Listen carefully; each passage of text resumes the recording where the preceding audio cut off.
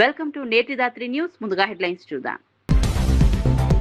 AP లోకాయుక్తగా justice Tallapragada Mallikarjuna Rao ప్రమాణం. లోకాయుక్తగా బాధ్యతలు చేపట్టిన జస్టిస్ తల్లాప్రగడ మల్లికార్జునరావు గవర్నర్ సమక్షంలో ఏపీ లోకాయుక్తగా మల్లికార్జునరావు ప్రమాణం. లోకాయుక్త బాధ్యతలతో అవినీతిపై నిఘా మరింత పటిష్టం. సర్వై పాపన్న టూరిజం పనులు వేగవంతం చేయాలన్న పొన్నం. పాపన్న గౌ టూరిజం ప్రాజెక్టుపై మంత్రి పొన్నం ప్రత్యేక దృష్టి. పాపన్న టూరిజం పనుల్లో నాణ్యతకు ప్రాధాన్యత ఇవ్వాలన్న పొన్నం. పల్లెపల్లికు పొన్నం. ప్రజల సమస్యలు తెలుసుకున్న మంత్రి. బీసీ నేతలపై కక్ష సాధింపు చర్యలు ఆపాలన్న వరద కళ్యాణి. బీసీ నాయకులపై కేసులతో వేధిస్తున్నారన్న వరద కళ్యాణి. బీసీలకు ఇచ్చిన హామీలను కూటమి ప్రభుత్వం నిలబెట్టుకోవాలన్న కళ్యాణి. బీసీ నేతలపై కేసులను ప్రభుత్వం పునః పరిశీలించాలన్న ఎమ్మెల్సీ. 22A భూముల సమస్యకు కారణమెవరో చెప్పాలన్న హరీష్ రావు. పొంగులేటి తప్పులకు ప్రజలే దరఖాస్తులు ఎందుకు చేయాలన్న హరీష్ రావు. 22A పేరుతో ప్రజలను కార్యాలయాల చుట్టూ తిప్పొద్దన్న హరీష్ రావు. 22A భూముల వ్యవహారంలో కమిషన్ల ఆరోపణలు చేసిన హరీష్ రావు. వెన్నుపోటు పార్టీ అన్నందుకే నాపై కేసు పెట్టారన్న అంబటి. రాజకీయ విమర్శలకు కూడా కేసులా అంటూ అంబటి రాంబాబు ఫైర్. కౌంటర్ గా మాట్లాడితే కేసు పెట్టడం కక్ష సాధింపే అన్న అంబటి. ప్రతిపక్ష స్వరాన్ని అణిచే ప్రయత్నం చేస్తున్నారని వ్యాఖ్య. ఇక వార్త వివరాల్లోకి వెళ్తే ఆంధ్రప్రదేశ్ లోకాయుక్తగా హైకోర్టు మాజీ న్యాయమూర్తి జస్టిస్ తల్లాప్రగడ మల్లికార్జునరావు ప్రమాణ స్వీకారం చేశారు. విజయవాడలోని లోక్ భవన్ దర్బార్ హాల్లో జరిగిన ఈ కార్యక్రమానికి గవర్నర్ ఎస్ అబ్దుల్ నజీర్, ముఖ్యమంత్రి నారా చంద్రబాబు నాయుడు హాజరయ్యారు. గవర్నర్ సమక్షంలో జస్టిస్ తల్లాప్రగడ మల్లికార్జునరావు లోకాయుక్తగా బాధ్యతలు స్వీకరించారు. అవినీతి ఆరోపణలు, అధికార దుర్వినియోగం, ప్రజల ఫిర్యాదులపై విచారణ జరిపే లోకాయుక్త వ్యవస్థను ఈ నియామకం కీలకంగా మారింది. న్యాయ వ్యవస్థలో సుదీర్ఘ అనుభవం ఉన్న జస్టిస్ మల్లికార్జునరావు కొత్త బాధ్యతలు చేపట్టడంతో లోకాయుక్త వ్యవస్థ మరింత సమర్థంగా పనిచేస్తుందన్న అభిప్రాయం వ్యక్తమవుతోంది. ప్రభుత్వ వ్యవస్థల్లో పారదర్శకత, జవాబుదారీతనం పెంచేందుకు లోకాయుక్త కీలక పాత్ర పోషించనుంది. ప్రజల నుంచి వచ్చే ఫిర్యాదులను పరిశీలించి నిబంధనల ప్రకారం విచారణ చేపట్టడం ద్వారా పాలనలో అవినీతి, అక్రమాలను అరికట్టే అవకాశం ఉంది. ఈ కార్యక్రమంలో పలువురు ప్రజాప్రతినిధులు, ఉన్నతాధికారులు పాల్గొన్నారు. And that I will uphold the Constitution and the laws. And that I will uphold the Constitution and the laws.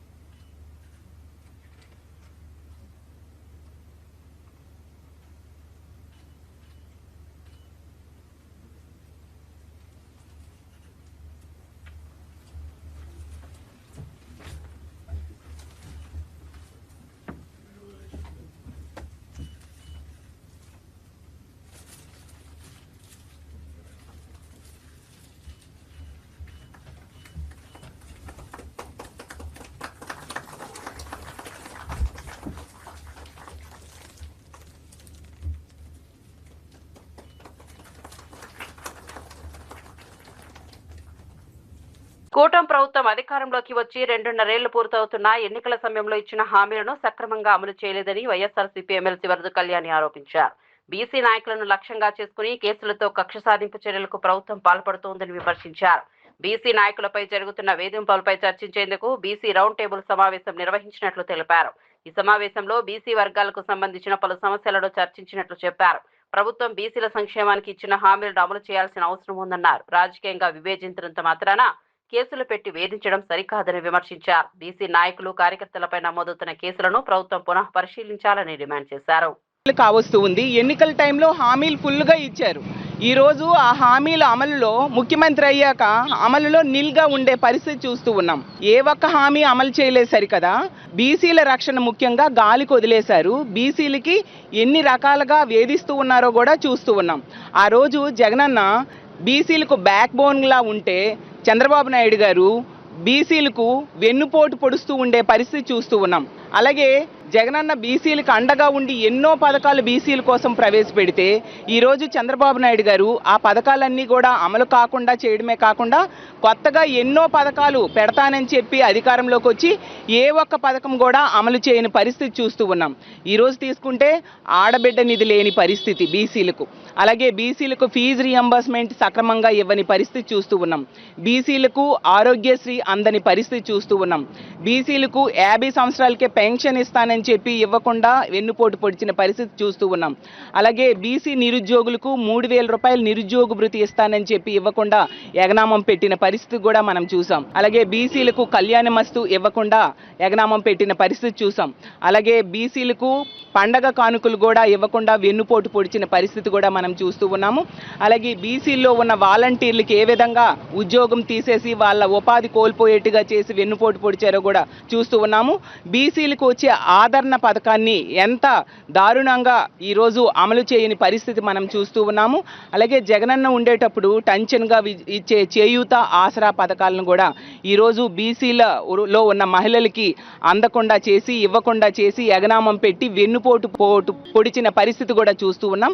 అలాగే బీసీల్లో ఉన్న మహిళలకి 0 వడ్డీ పథకాన్ని కూడా ఎగనామం పెట్టి ఏ విధంగా వెన్నుపోటు పొడిచారో మన అందరము చూస్తూ ఉన్నాము. ఈ విధంగా అన్ని రకాలుగా బీసీ వర్గాల ప్రజలకి మోసం చేశారు, వెన్నుపోటు పొడిచారు. వీటన్నిటి మీద చర్చించుకుంటూ ఉన్నాం. అలాగే బీసీ నాయకులు మా పార్టీలో చాలామంది ఉన్నారు. వాళ్ళందరూ కూడా బీసీల తరపున గొంతెత్తి పోరాటం చేస్తూ ఉన్నారు, ప్రభుత్వాన్ని ప్రశ్నిస్తూ ఉన్నారు. అలాంటి వాళ్ళ గొంతు నొక్కడం కోసం వాళ్ళ మీద అక్రమ కేసులు పెట్టి ఈరోజు జైలుకు పంపుతూ ఉండే పరిస్థితి నిన్ననే చూసాం. మాజీ మంత్రివర్యులు ఆర్సీగా కూడా రీజనల్ కోఆర్డినేటర్గా కూడా పనిచేస్తున్న కారుమూరి నాగేశ్వరరావు గారిని ఎంత దారుణంగా అక్రమ కేసులు పెట్టి అరెస్ట్ చేశారు. మనం తీసుకుంటే కారుమూరి నాగేశ్వరరావు గారు మా పార్టీలో ఉన్న ఒక బలమైన బీసీ నేత. బీసీల తాలూకా గలం వినిపిస్తూ ఉన్నారు, బీసీలకి చేసిన అన్యాయం మీద ప్రభుత్వాన్ని ప్రశ్నిస్తూ ఉన్నారు. అలాంటి వ్యక్తిని ఒక అక్రమ కేసు మద్యం స్కామ్ అని చెప్తూ అక్రమ కేసు పెట్టి నిన్న అరెస్ట్ చేసిన పరిస్థితి. అసలు వాళ్ళ కుమారుడైన కారుమూరి సునీల్ గారు మా పార్లమెంట్ ఇన్ఛార్జ్, అతన్ని కూడా మొన్న కొద్ది రోజుల క్రితం అరెస్ట్ చేసిన పరిస్థితి, అక్రమ కేసులో అరెస్ట్ చేసిన పరిస్థితి. నిజంగా ఈ మద్యం విషయం తీసుకుంటే నిజమైన స్కామ్ అనేది జరుగుతూ ఉంది. ఈ చంద్రబాబు నాయుడు గారు ఈ కూటమి. కరీంనగర్ జిల్లా సైదాపూర్ మండలం సర్వాయిపేటలో అభివృద్ధి చేస్తున్న సర్దార్ సర్వాయి పాపన్నగౌ టూరిజం ప్రాజెక్టు పనులను రాష్ట్ర రవాణా బీసీ సంక్షేమ శాఖ మంత్రి పొన్నం ప్రభాకర్ పరిశీలించారు. పనులను వేగవంతం చేయాలని అధికారులను ఆదేశించారు. పల్లెపల్లెకు పొన్నం అన్న కార్యక్రమంలో భాగంగా మంత్రి పలు గ్రామాల్లో పర్యటించారు. ఈ సందర్భంగా గ్రామంలోని అంబేద్కర్ విగ్రహాన్ని ఆవిష్కరించారు.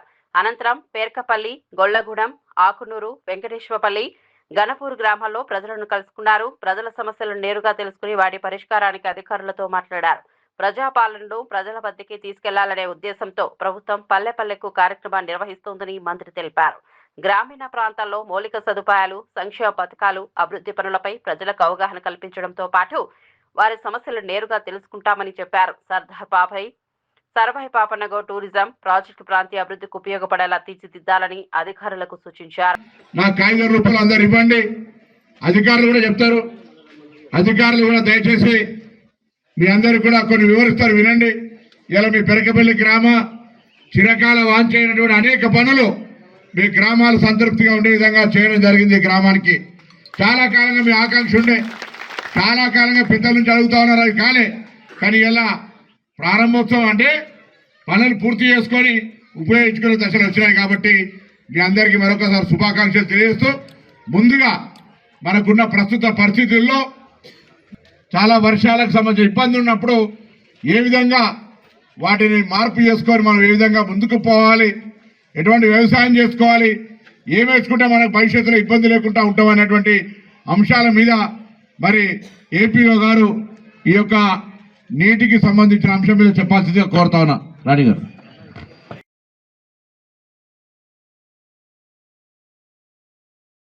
భూములను నిషేధిత జాబితాలో పెట్టాలని ఎవరు చెప్పారో ప్రభుత్వం ప్రజలకు సమాధానం చెప్పాలని మాజీ మంత్రి ఎమ్మెల్యే హరీష్ రావు ప్రశ్నించారు. మంత్రి పొంగులేటి శ్రీనివాసరెడ్డి చెప్పిన తప్పులకు ప్రజలు ఎందుకు ఆన్లైన్లో దరఖాస్తులు చేసుకోవాలని, కార్యాలయాల చుట్టూ ఎందుకు తిరగాలని నిలదీశారు. తప్పు చేసిన ప్రభుత్వమే దాన్ని సరిచేయాల్సిన బాధ్యత ఉందన్నారు. 22A నిషేధిత జాబితా కారణంగా లక్షలాది మంది ప్రజలు ఇబ్బందులు పడుతున్నారని ఆరోపించారు. ప్రజలు నిద్రలేని రాత్రులు గడవడానికి కారణమైన అధికారులపై చర్యలు తీసుకోవాలని డిమాండ్ చేశారు. అసలు ఈ పరిస్థితికి కారణమైన వ్యక్తులు ఎవరో ప్రభుత్వం బయట పెట్టాలని అన్నారు. నిషేధిత జాబితా నుంచి భూములను తొలగించేందుకు కొందరు డబ్బులు అడుగుతున్నారని ఆరోపించారు. కమిషన్ల కోసమే 22A నిబంధనలు తీసుకొచ్చారంటూ తీవ్ర విమర్శలు చేశారు. ఒక భూమి రెండు భూములు కాదు, లక్షలాది మంది ప్రజల ఆస్తులను రాత్రికి రాత్రి నిషేధిత జాబితాలో పెట్టి ఇలా కంటి నిండా నిద్ర లేకుండా చేసినారు. ఏది పద్మారావు నగర్ ఫేజ్ 1 కాలనీ 58 సంవత్సరాల కింద లేఅవుట్ అయిందన్నా. నేను సెకండ్ పర్చేజర్ ను ఇప్పుడు తీసుకుపోయి దాన్ని 22A పెట్టుడు ఇదేమి పిచ్చితనం, ఇదేం తుగ్లక్ చేది అని చెప్పి పద్మారావు నగర్ చెందిన విజయ్ చెప్తా ఉన్నాడు. అదే విధంగా నిజాంపేట్ సంబంధించి 1950లో మా ఈ పట్టా భూములు దాన్ని తీసుకుపోయి ఇప్పుడు 22A పెట్టినారు అని చెప్తా ఉన్నారు. చంద్రశేఖర్ ఇంకో మాట చెప్పిండు. Springfield colony Mahabubnagar కి చెందిన ఒక కాంగ్రెస్ పార్టీ ఎమ్మెల్యే విల్లాకు 30,000 ప్లాటుకు 30,000 కలెక్ట్ చేస్తున్నాడు. ఆ పైసలు తీసుకపోతేనే గవర్నమెంట్ లో పని అవుతుంది అని చెప్పి ఏజెంట్లు తిరుగుతున్నారన్నా అని చెప్తున్నాడు. అంటే 22A వెట్టుడు ముఖ్యమంత్రి గారి పొంగిలేటి గారి ఏజెంట్లు ఇవాళ తిరుగుతున్నారు. కాలనీల మీద పడి గ్రామాల మీద పడి మీరు డబ్బులు ఇయ్యండి మీది 22Aకి తీసేస్తాము అంటున్నారు. నిన్న ఒక ఆయన తెలంగాణ భవన్కి వచ్చిండు, అమీన్పూర్ అనుకుంటా. మా భూమి ఎందుకు 22A పెట్టిండ్రు అని ఎంఆర్ఓ దగ్గర పోయిందట. మాకు తెలియదు ఆర్డీఓని అడుగుపో అన్నాడట. ఆర్డీఓ దగ్గర పోయిందట. నాకు తెలియదు కలెక్టర్ని అడుగుపో అన్నాడట. కలెక్టర్ దగ్గర పోయిందట. ఇది నేను కాదు గవర్నమెంట్ నిర్ణయం తీసుకున్నది, గవర్నమెంట్ని అడుగుపో అన్నాడు. బయటకు వచ్చినాక ఓ బ్రోకర్ కలిసిండట.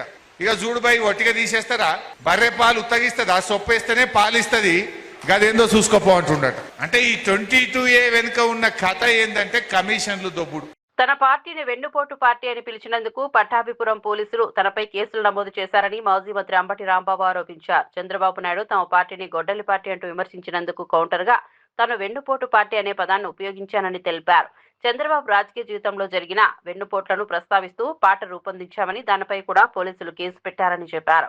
రాజకీయ విమర్శలకు కూడా కేసులు నమోదు చేయడం సరికాదని అంబటి రాంబాబు విమర్శించారు. ప్రజాస్వామ్యంలో రాజకీయ పార్టీల మధ్య విమర్శలు ప్రతి విమర్శలు సహజమని అన్నారు. ప్రత్యర్థి పార్టీ చేసే నేతలు చేసే వ్యాఖ్యలకు సమాధానం చెప్పే హక్కు తమకు ఉందన్నారు. తనపై నమోదైన కేసు రాజకీయ కక్ష సాధింపులో భాగమేనని ఆరోపించారు. ప్రభుత్వం పోలీసుల ఒత్తిడి రాజకీయ ఒత్తిళ్లకు లోను కాకుండా వ్యవహరించాలని కోరారు. నన్ను వేధించాలి, భయపెట్టాలనేటువంటి ప్రయత్నం చేస్తున్నారు. నిన్నగాక మొన్న ఒక కేసు రిజిస్టర్ చేశారు.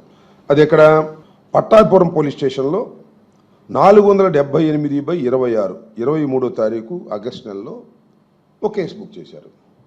ఇది చాలా చిత్రమైనటువంటి కేసు. నేను సోషల్ మీడియాలో సాధ్యమైనంత వరకు యాక్టివ్గా ఉండి ప్రజలకు నా అభిప్రాయాలను సోషల్ మీడియా ద్వారా తెలియపరిచేదానికి నేను నిరంతరం పనిచేస్తూ ఉన్నాను. దానిలో భాగంగానే నా యూట్యూబ్ ఛానల్లో అంబటి రాంబాబు అఫీషియల్ అనే ఛానల్లో నేను నా ప్రసంగాలు, కొన్ని సందర్భాల్లో నా పాటలు దానిలో నేను పోస్ట్ చేస్తాను.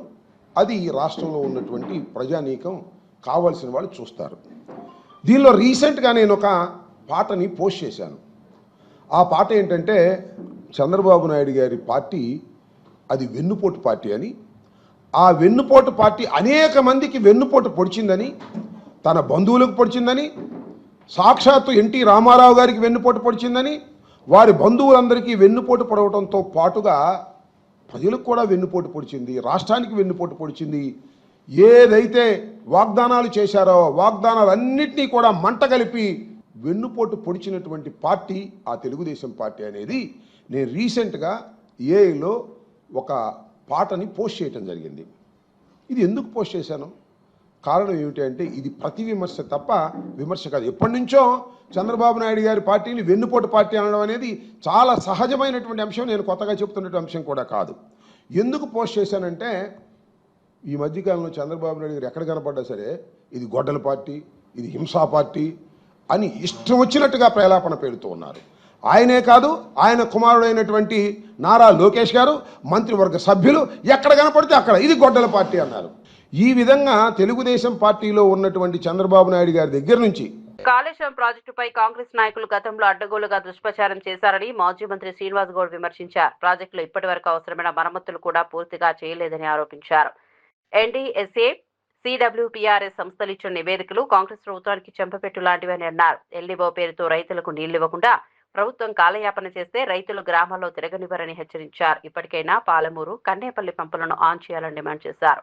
పంటలకు నీరు అందకుండా ఎండిపోయే పరిస్థితి వస్తే బీఆర్ఎస్ చూస్తూ ఊరుకోదని స్పష్టం చేశారు. కాంగ్రెస్ ప్రభుత్వ నిర్లక్ష్యంపై పెద్ద ఎత్తున ఉద్యమం చేపడతామని హెచ్చరించారు. కాళేశ్వరం ప్రాజెక్టు ద్వారా అందుబాటులో ఉన్న నీటిని రైతుల అవసరాలకు ఉపయోగించాలని కోరారు. పవర్ఫుల్ మోటార్లు తెచ్చిపెడితే అంత లిఫ్ట్ ఎక్కలేదు.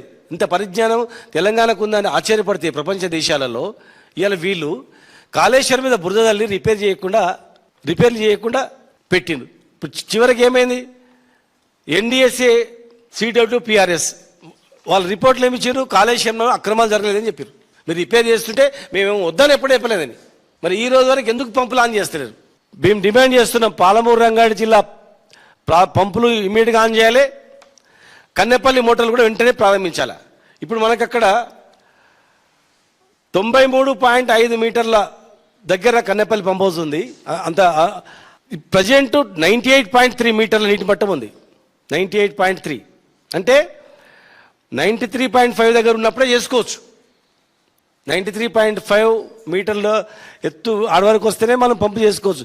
దాని పైన ఉంది 98.3 అంటే మీకు ఎలాంటి అడ్డంకులు లేదు. జస్ట్ మోటార్ ఆన్ చేస్తే నీళ్ళు వస్తాయి. ఇదేం శాడిజం అవి మనకు అర్థం కాదు. పంపుల దగ్గర వచ్చి నీళ్ళు ఆగినాయి, ఆన్ చేస్తే నీళ్ళు పడతాయి బయట. గవి ఆన్ చేయకపోయింది. మోటార్లు మేమే పెడితే, కరెంటు మేమే ఇస్తే, జస్ట్ ఆన్ చేయడానికి అంత బరువా? ప్రభుత్వంలో ఏం సమస్య లేదా? ఖచ్చితంగా రైతులు ఇట్లా చైన్లు ఎండిపోయినా ఎల్లో పేరు మీద మీరు దాటేస్తామంటే గ్రామాలలోకి తిరగని రైతులు గుర్తుపెట్టుకోర్రి.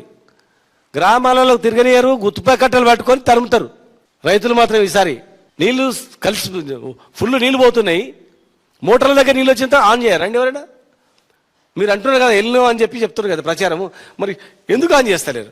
తెలంగాణ ప్రజానీకం గమనిస్తుంది. పాలమూరు ప్రాజెక్టు పంపులు ఎందుకు ఆన్ చేస్తలేరు? కన్నెపల్లి పంపులు ఎందుకు ఆన్ చేస్తలేరు? మేడిగడ్డ బ్యారేజ్తో సంబంధం లేకుండా అవి ఆన్ చేయొచ్చు. మోటార్లు ఆన్ చేసి మనం కన్నెపల్లి నుంచి అన్నారం బ్యారేజ్కి మనం నీళ్ళు ఎత్తిపోసుకోవచ్చు. క్లియర్గా ఉంది, క్లారిటీగా ఉంది. మరి ఇప్పటి వరకు కూడా అది లేదు. మేడిగడ్డ, సుందిల్లా, అన్నారం బ్యారేజీలు నాణ్యత పరంగా బాగున్నాయని పలు సంస్థల నివేదికలు ఇచ్చిన తర్వాత కూడా కాంగ్రెస్ ప్రభుత్వం నీటిని లిఫ్ట్ చేయడం లేదని మాజీ ఎమ్మెల్యే గండ్ర వెంకట రమణారెడ్డి ఆరోపించారు. 3 ఏళ్లుగా మేడిగడ్డ నుంచి నీటిని లిఫ్ట్ చేయకపోవడంపై సీఎం రేవంత్ రెడ్డి ప్రజలకు క్షమాపణ చెప్పాలని డిమాండ్ చేశారు. రేవంత్ రెడ్డిని ముఖ్యమంత్రిగా చేయడమే రైతుల పాలిట శాపంగా మారిందని తీవ్ర వ్యాఖ్యలు చేశారు. రైతుల సమస్యలను పట్టించుకోకుండా కాంగ్రెస్ నేతలు తమ రాజకీయ వ్యవహారాల్లో నిమగ్నమయ్యారని ఆరోపించారు. కమిషన్లు, దందాలో వాటాల కోసం నేతలు పరస్పర విమర్శలు చేసుకుంటున్నారని అన్నారు. నీళ్లు లేక రైతులు ఇబ్బందులు పడుతున్న సమయంలో నీటిని లిఫ్ట్ చేయాలన్న కనీస మానవత్వం ప్రభుత్వానికి లేదా అని ప్రశ్నించారు.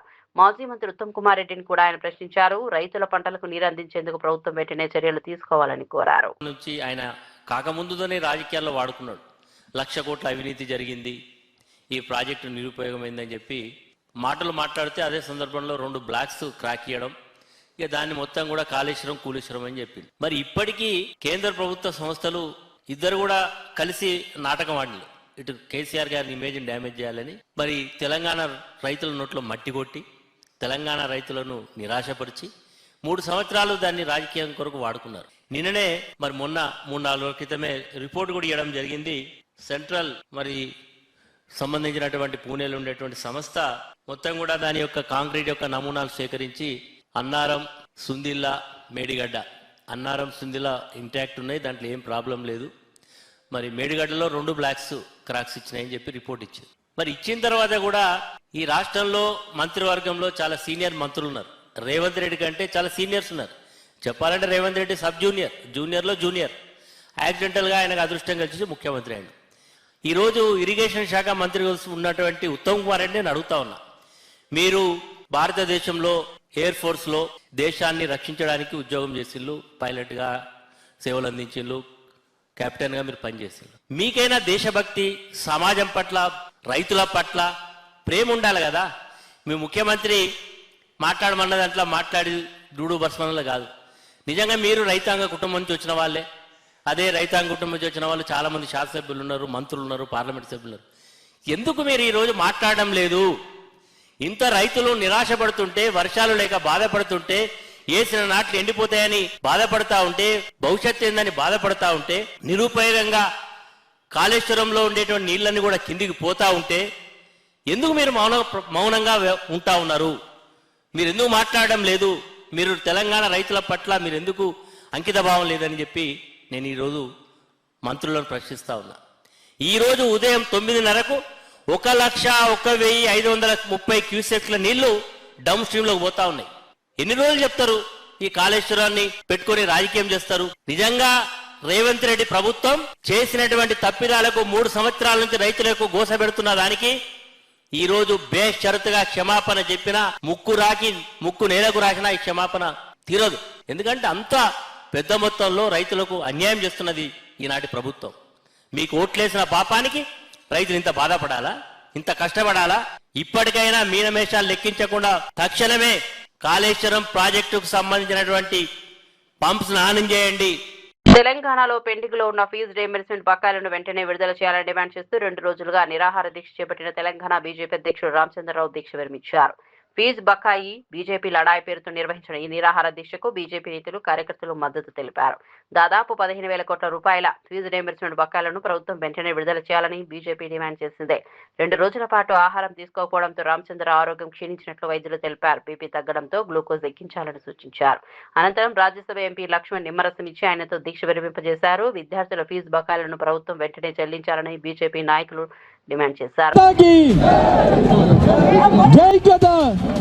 పోలీస్ అధికారులు ఎవరైనా అధికారాన్ని దుర్వినియోగం చేస్తే వారిని ఖచ్చితంగా గుర్తుపెట్టుకోవాలని మాజీ సీఎం వైఎస్ జగన్ సూచించారు.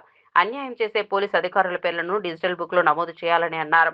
పోలీసులు న్యూట్రల్ గా వ్యవహరించేలా చర్యలు తీసుకోవాల్సిన అవసరం ఉందని సూచించారు. పోలీస్ వ్యవస్థలో ప్రతి అధికారి చట్టానికి లోబడి పనిచేయాలని అన్నారు. అధికారాన్ని దుర్వినియోగం చేసి ప్రజలకు అన్యాయం చేస్తే భవిష్యత్తులో దానికి బాధ్యత వహించాల్సి ఉంటుందని హెచ్చరించారు. పోలీసుల్లో నిక్షిప్తపాత వైఖరి ఉండాలని జగన్ పేర్కొన్నారు. రాజకీయ ఒత్తిళ్లకు లోను కాకుండా చట్ట ప్రకారం వ్యవహరించాల్సిన అవసరం ఉందన్నారు. ఏ వ్యక్తికైనా న్యాయం జరిగేలా పోలీసులు వ్యవహరించాలని సూచించారు. ఆ తర్వాత మన ప్రభుత్వం వచ్చిన తర్వాత అన్యాయం చేసిన అధికారి ఎక్కడ ఉన్నా కూడా ఖచ్చితంగా శిక్ష పడేట్టుగా చేస్తామని మాత్రం ఖచ్చితంగా చెప్తా ఉన్నా. ఈ మెసేజ్ ప్రతి అన్యాయం చేసే పోలీసు వాళ్ళకు కూడా ఖచ్చితంగా పంపించదు. ప్రతి పోలీసు వాళ్ళకు కూడా రిక్వెస్ట్ చేయండి, అన్యాయం చేయొద్దండి, న్యాయంగా ధర్మంగా జరిగించండి. అలా కాదు మేము అన్యాయమే చేస్తాము అని అంటే మాత్రం ఇప్పుడు మీ టైం అని అనుకుంటున్నారు, వచ్చేది మా టైము. మీ 5 ఏళ్ళు అయిపోతూ ఉంది, చివరి 2 ఏళ్ళకి వచ్చేసినారు.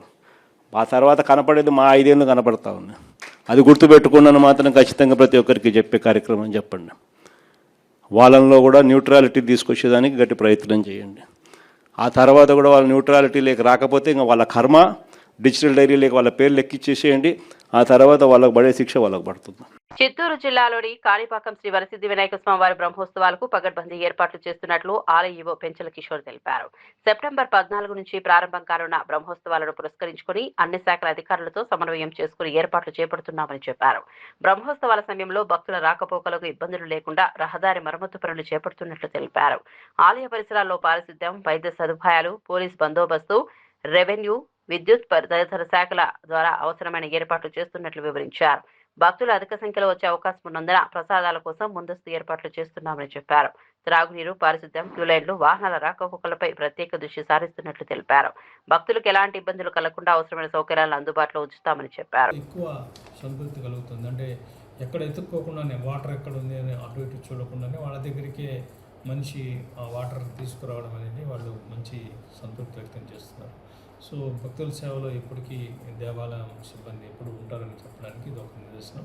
ఇంకా మంచి మంచి సేవలు చేస్తూ ఈ దేవాలయం యొక్క ప్రాముఖ్యతని చాటి చెప్పేందుకు దేవాలయాల సిబ్బంది అంతా ఎప్పుడూ సిద్ధంగా ఉంది. Thank you. Hyderabad Jubilee Hills zone పరిధిలో అర్హతలు, అనుమతులు లేకుండా వైద్యులుగా చలామణి అవుతూ చికిత్సలు చేస్తున్నారన్న ఆరోపణలపై టాస్క్ ఫోర్స్ పోలీసులు దాడులు నిర్వహించారు. 6 మంది నకిలీ వైద్యులను అదుపులోకి తీసుకున్నట్లు పోలీసులు తెలిపారు. మందుల దుకాణాలకు అనుబంధంగా క్లినికులు నిర్వహిస్తూ రోగులకు చికిత్స అందిస్తున్నట్లు ఆరోపణలు ఉన్నాయి. కొందరు ఐవీ, సెలైన్, గ్లూకోజ్ ఇంజెక్షన్లు, సర్జికల్ స్టిచెస్ వంటి వైద్య సేవలు అందిస్తున్నట్లు పోలీసులు తెలిపారు. మధురానగర్లోని శ్రీ ఆక్వాఫర్డ్ ఎయిర్ సెంటర్ పై దాడి చేసి 2 అదుపులోకి తీసుకున్నారు. అక్కడ సిరింజీలు, సూదులు, local anaesthesia injection bottle, surgical పరికరాలు, సెలైన్ బాటిల్ స్వాధీనం చేసుకున్నారు. మరో ఫస్ట్ ఎయిడ్ సెంటర్ పై దాడి చేసి ఒక మహిళను అదుపులోకి తీసుకున్నట్లు తెలిపారు. వెంకటగిరిలోని మరో క్లినిక్ పై దాడి చేసి ఒక వ్యక్తిని అదుపులోకి తీసుకున్నారు. అక్కడ సిరింజీలు, కత్తెరలు, బీపీ మిషన్ తదితర సామగ్రిని స్వాధీనం చేసుకున్నట్లు తెలిపారు. తర్వాత 2024 నుంచి లాస్ట్ 2 years నుంచి ఈ వేస్లే చర్చ్ చిల్కల్గూడ దగ్గరికి ఒకటి శ్రీరామ్ క్లినిక్ స్టార్ట్ చేశారు. సో వాళ్ళకు కూడా ఈరోజు మేము అప్రిహెండ్ చేశాము. తర్వాత నెక్స్ట్ కేస్ మన OECTPSలో రిజిస్టర్ చేశాము. దీంట్లో అక్యూజ్ చింతలూరి రమేష్, వాళ్ళ education background degree in BA ఉంది. తర్వాత వాడు 7 years కొన్ని హాస్పిటల్లో కంపౌండర్గా పని చేశారు. అండ్ లాస్ట్ 3 years నుంచి ఇక్కడ సరోజిని పాలీక్లినిక్ OECT దగ్గరికి స్టార్ట్ చేశారు. సో వాళ్ళ దగ్గరికి కూడా మేము various injections, medicines and medical equipment seize చేశాము. తర్వాత నెక్స్ట్ కేస్ OECTPSలో మేము రిజిస్టర్ చేశాము. ఎస్ లింగయ్య, వాళ్ళ నేటివ్ ఆఫ్ ఘట్కేశ్వర్. వాడు కూడా BA డిగ్రీ ఉంది. వాడు కూడా లాస్ట్ కొన్ని 15 years నాగర్ కర్నూలు డిస్టిక్లో యాజ్ అ కంపౌండర్గా పని చేశారు. అండ్ ఇక్కడ హైదరాబాద్లో వచ్చి ఈ సూర్య క్లినిక్ మాణికేశ్వర్ నగర్లో స్టార్ట్ చేశారు. వాడు కూడా రెగ్యులర్గా 30 to 40 పేషెంట్స్లో ట్రీట్మెంట్ చేస్తున్నారు. దీంట్లో ఒకటి రామ్ గోపాల్ పేట్ PSలో మేము ఒకటి కేసు బుక్ చేశాము. అది అక్యూజ్ అద్నాన్ సందాని. ఇది లోకల్ ఆఫ్ చిల్కల్గూడ ఏరియా. వాళ్ళ ఫాదర్ ప్రీవియస్గా అక్కడ స్కిన్ క్లినిక్ రన్ చేశారు. ఈ ఫాదర్ సర్టిఫికేట్ పైన ఇది కొడుకు ఈ అద్నాన్ సందాని అక్కడ ఒకటి స్కిన్ స్పెషలిస్ట్ అండ్ డర్మటాలజిస్ట్గా క్లినిక్ అక్కడ నడిపిస్తున్నారు. వాళ్ళు కొంచెం ఇంటికి కొన్ని పెట్రోలియం జెలీ, వేరే స్కిన్ ప్రోడక్ట్ కూడా ప్రిపేర్ చేస్తున్నారు. సో ఎలాంటి వాళ్ళ దగ్గరికి డాక్యుమెంటేషన్ లేదు, ఎలాంటి సర్టిఫికేట్ లేదు. తర్వాత కూడా వాళ్ళు యాజ్ అ డాక్టర్ ప్లస్ అది కొన్ని జెలీ, పెట్రోలియం జెలీ అన్నీ ఇంటికి ప్రిపేర్ చేస్తున్నారు. ఈ పెట్రోలియం జెలీ స్కిన్ కోసం వాళ్ళు పేషెంట్లో ఇస్తున్నారు. దీంట్లో mixture of calcium powder, zinc oxide and other heavy metals ఉన్నాయి. అదే కూడా చాలా డేంజర్స్ ఉంది. ఇది యూజ్ చేసిన తర్వాత స్కిన్ ప్రాబ్లం ఇంకా పెరుగుతుంది. అది ట్రీట్మెంట్ కాదు, ఇంకా పెరుగుతుంది. అది సీరియస్గా ఇష్యూ ఉంది అది. సో వాళ్ళకి కూడా ఈరోజు అప్రిహెండ్ చేశాము. తర్వాత దోమల్గూడలో కూడా ఒకటి M శ్రీనివాస్, వాడు కూడా ప్రీవియస్గా కంపౌండర్గా పని చేశారు. ఇప్పుడే ఇది శ్రీరామ్ క్లినిక్ రన్ చేస్తున్నారు. సో టోటల్ సికింద్రాబాద్ ఏరియాలో మేము 6 డాక్టర్కి అప్రిహెండ్ చేశాము. సో ఈరోజు ఈ టోటల్ 12 members పైన కేసు రిజిస్టర్ చేసి వాళ్ళకి అరెస్ట్ చేస్తున్నాము. మన హైదరాబాద్ సిటీ పోలీస్ నుంచి, తర్వాత మన టాస్క్ ఫోర్స్ నుంచి జనరల్ పబ్లిక్లో ఆపి ఇది మీరు ట్రీట్మెంట్ టైంలో కొన్ని రిజిస్టర్డ్ ప్రాక్టీషనర్ దగ్గరికి పోవాలి, ప్రాపర్ డాక్టర్ దగ్గరికి పోవాలి. ఈ కొన్ని చిన్న చిన్న గలీలో, మొహల్లలో ఇది ఫేక్ డాక్టర్ కొన్ని క్లినిక్ నడిపేసి అక్కడ కొంత తక్కువ ఛార్జ్ చేసి అది ఫాల్స్గా ట్రీట్మెంట్ ఇస్తున్నారు. మన తెలంగాణలో కూడా రీసెంట్గా చాలా కేసెస్ ఉన్నాయి. అది RMP డాక్టర్ వీళ్ళు ట్రీట్మెంట్ చేస్తే తప్పు ట్రీట్మెంట్ చేసి తర్వాత కొంతమంది చనిపోయారు. అది కూడా రీసెంట్ ఎగ్జాంపుల్స్ ఉన్నాయి. అది కూడా నేను మీ అందరికీ దృష్టిలో పెడతాము. రీసెంట్గా మన కార్వాన్ ఏరియాలో వడేరా బస్తీలో ఒక 30 years ఉమెన్ శ్రీలత, అది RMP డాక్టర్ దగ్గరికి ట్రీట్మెంట్లో పోయి తర్వాత నార్మల్ ఫీవర్ ఉంది, బట్ అది ఆక్వా డోస్ ఇంజెక్షన్ ఇచ్చిన తర్వాత ఆమె చనిపోయారు. ఇది August 2026 రీసెంట్ కేసు ఉంది. తర్వాత ఖమ్మంలో కూడా ఈ నెల ఒక 16-year-old హేమశ్రీ, ఆమె అది RMP డాక్టర్ మారుతి సంపత్ దగ్గరికి ట్రీట్మెంట్లో పోయారు. Normal cup and cold disease ఉంది. దీంట్లో వాళ్ళు ఒక హై డోస్ ఇంజెక్షన్ ఇచ్చిన తర్వాత ఇమీడియట్గా ఆమె కూడా చనిపోయారు. తర్వాత సేమ్ మన రాజన్న సిరిసిల్లలో కూడా ఒకటి 30-year ఏపీ లోకాయుక్తగా జస్టిస్ తల్లాప్రగడ మల్లికార్జునరావు ప్రమాణం. లోకాయుక్తగా బాధ్యతలు చేపట్టిన జస్టిస్ తల్లాప్రగడ మల్లికార్జునరావు గవర్నర్ సమక్షంలో ఏపీ లోకాయుక్తగా మల్లికార్జునరావు ప్రమాణం. లోకాయుక్త బాధ్యతలతో అవినీతిపై నిఘా మరింత పటిష్టం. సర్వై పాపన్న టూరిజం పనులు వేగవంతం చేయాలన్న పొన్నం. పాపన్న గౌ టూరిజం ప్రాజెక్టుపై మంత్రి పొన్నం ప్రత్యేక దృష్టి. పాపన్న టూరిజం పనుల్లో నాణ్యతకు ప్రాధాన్యత ఇవ్వాలన్న పొన్నం. పల్లెపల్లికు పొన్నం, ప్రజల సమస్యలు తెలుసుకున్న మంత్రి. బీసీ నేతలపై కక్ష సాధింపు చర్యలు ఆపాలన్న వరద కళ్యాణి. బీసీ నాయకులపై కేసులతో వేధిస్తున్నారన్న వరద కళ్యాణి. బీసీలకు ఇచ్చిన హామీలను కూటమి ప్రభుత్వం నిలబెట్టుకోవాలన్న కళ్యాణి. బీసీ నేతలపై కేసులను ప్రభుత్వం పునః పరిశీలించాలన్న ఎమ్మెల్సీ.